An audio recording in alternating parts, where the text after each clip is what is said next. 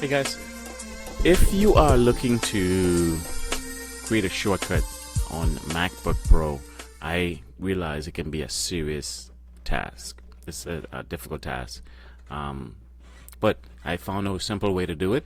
Here you go. I wanted to create a shortcut of my my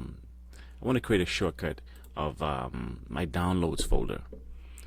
So on my MacBook Pro, I'm going to find it. It's actually one second. This is my downloads folder here. Okay, so what I want to do is I want to make a copy of this download folder accessible on my desktop, or create a shortcut to it. So believe it or not, it's really simple.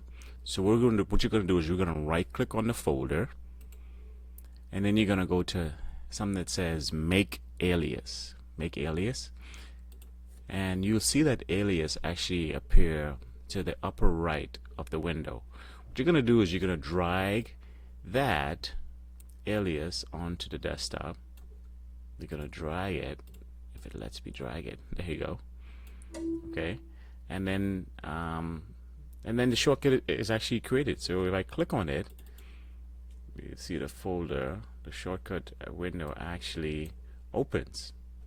Okay, so it actually works. That's how you do it. Okay, so those simple steps will get you to creating a shortcut on MacBook Pro or any Apple computers. If you found this video helpful, please give it a thumbs up, share, and subscribe for more how-to videos. Feel free to leave a comment if you have any questions, or if there's a specific topic you'd like me to cover in a future video. Thanks for watching, and see you on the next one.